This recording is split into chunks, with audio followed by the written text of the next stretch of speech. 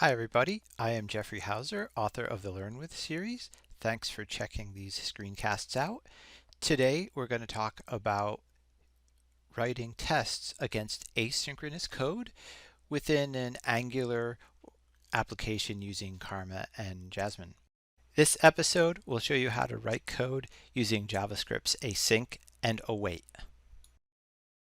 I have here the Learn With application. It's a task manager application which shows you how to build Angular if you read through my books step by step. And I'm going to hone in on a specific section of code here.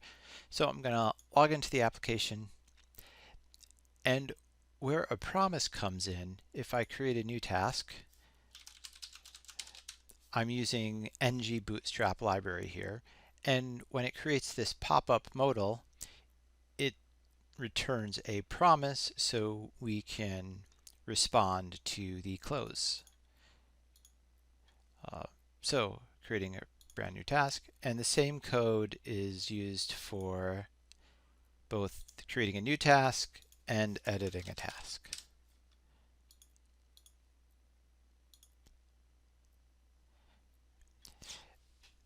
And I'm going to show you the code behind this.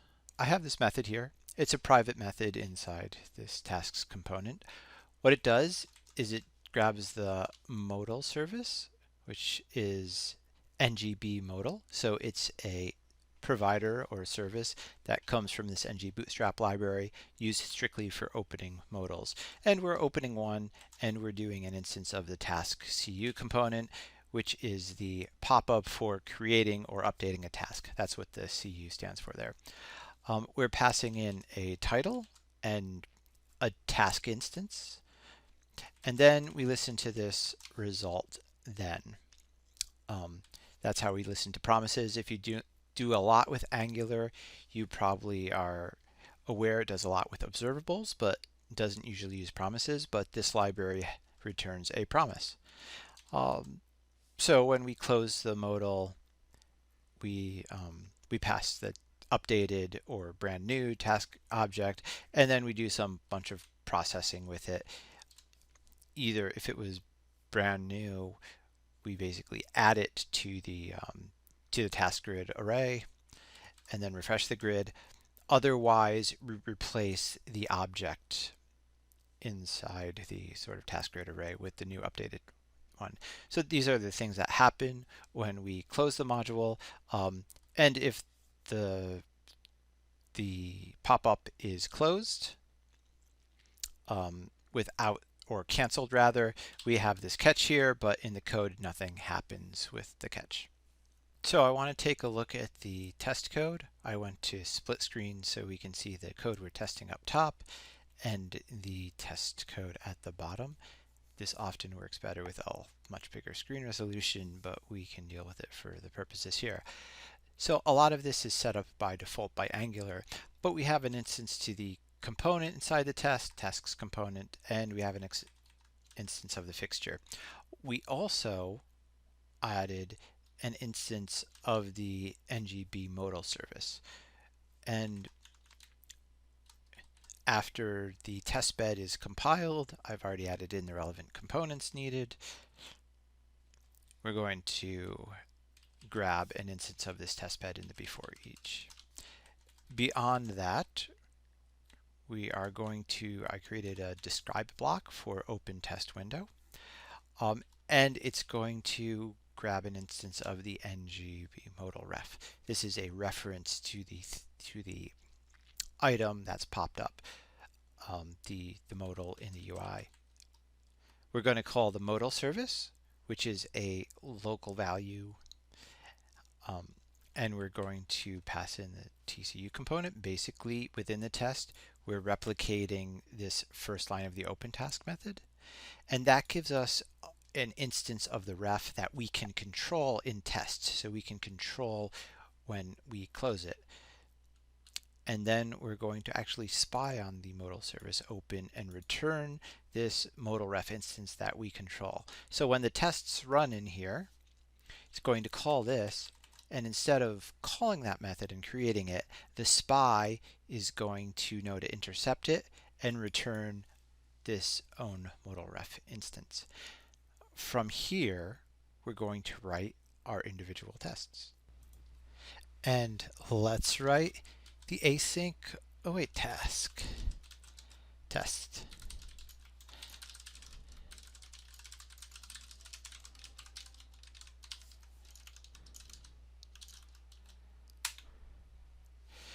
So we're going to make this whole function async. And let's see, first, I'm going to go ahead and call the open task window method. We've done this in our previous two tests. Then we're going to go ahead and create something that we can pass to the result handler.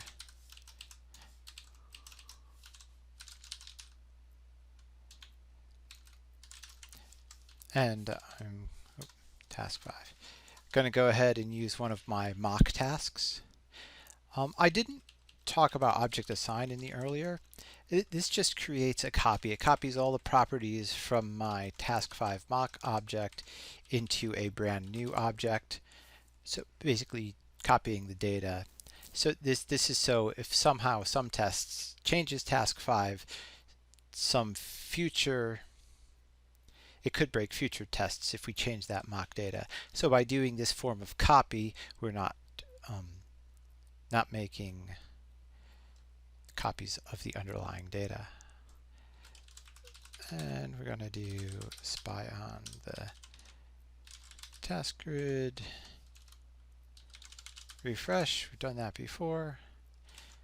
We can go ahead and do that first. And then I'm going to call the modal ref close. So this is going to do the spy. It's going to call the open task window method, which will run this. Modal service.open is going to do our spy in these tests. So it's going to return this modal ref that we've already created as part of our tests and we have control of, which is why we can call close here. If we weren't spying here and controlling the return value, we wouldn't be able to tweak this modal ref outside of the test. We are going to do fixture detects changes, which is going to force the redraw cycle. And then we're going to fixture.whenStable. And we're going to use await here.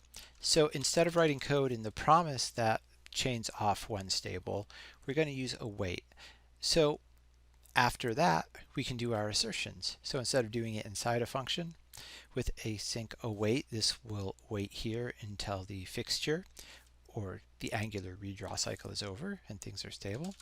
So we're going to do expect component task grid tasks length to be, I'm going to 14 here, which is I'm pretty sure this is correct. Basically, the default task grid will go ahead and make a call to load tasks, and because we're running this code in the default setup, it's going to call a mock service, which I write about extensively in one of the books that build this app. And that mock service has a hard-coded data source which returns 13 items.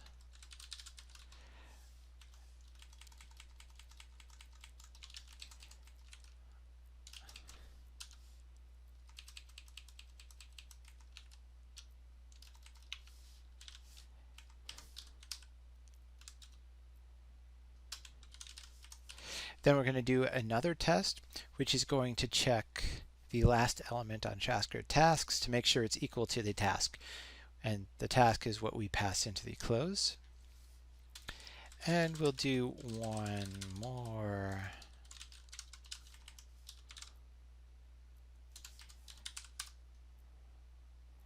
To have been called, we want to make sure we're not actually calling the refresh method. So I'm going to add I already have a debugger up here and one here. Let's add a debugger in this test.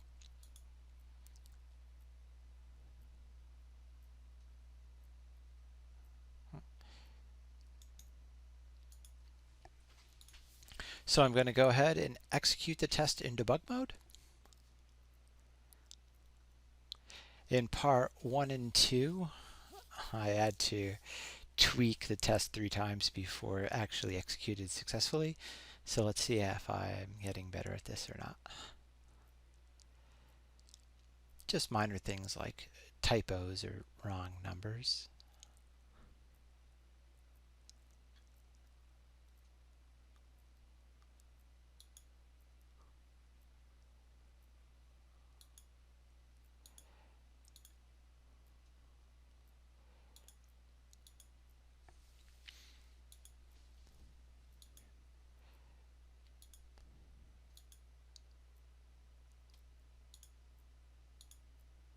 That's good. When we did await is stable, it's running this result handler off the modal ref promise.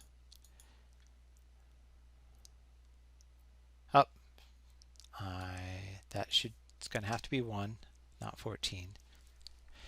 So it's probably because I only do 1 detect changes instead of 2, which I had done in the done function test.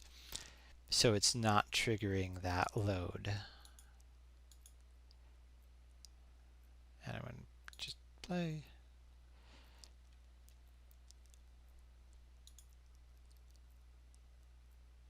Let's see what's going on.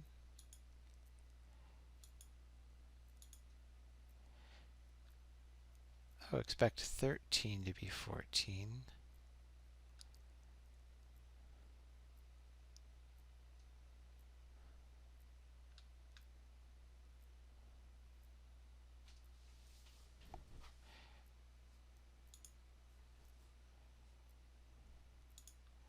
So it must be.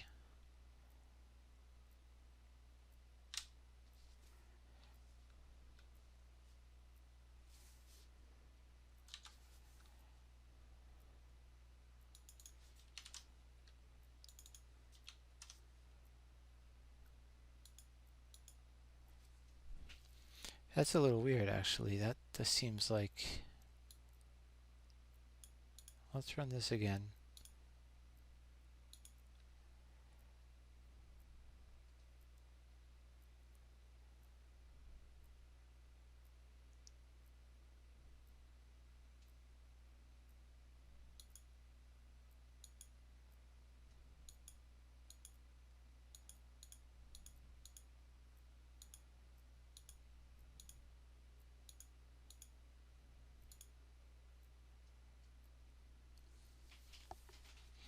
This is interesting, because it's 0 here.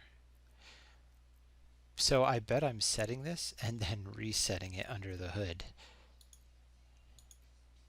So I think I'm missing...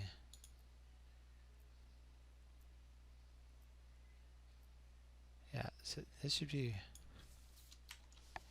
14. What I'm going to do, I'm going to add two detect changes in here. And yeah, that's going to screw up the... Yeah, let's do...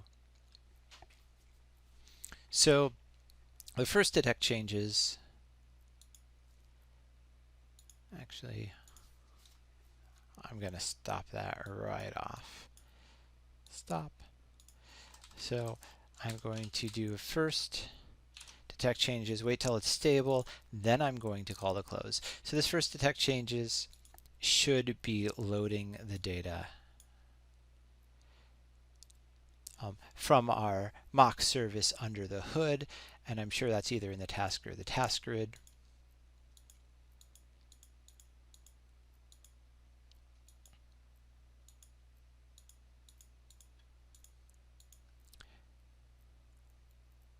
Yeah, that's better.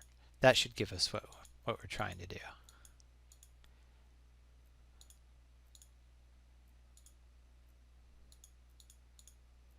Yes. So perfect.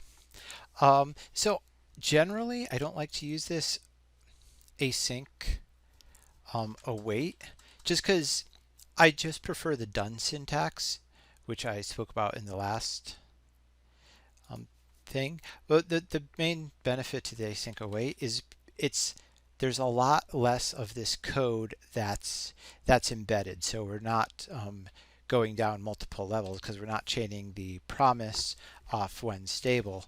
So this is more some the code using this might be a little easier to read. I'm just not a huge fan of this syntax. Because of Angular's observables, we almost never use it within an Angular application, but I see it quite a bit when doing Node.js services. That completes my session showing you how to use async and await to test asynchronous code within an Angular application using Karma and Jasmine. The next session and final session of this series, I'm going to look at Angular's wait for async and show you how that works. I hope you'll stick around and enjoy the final session.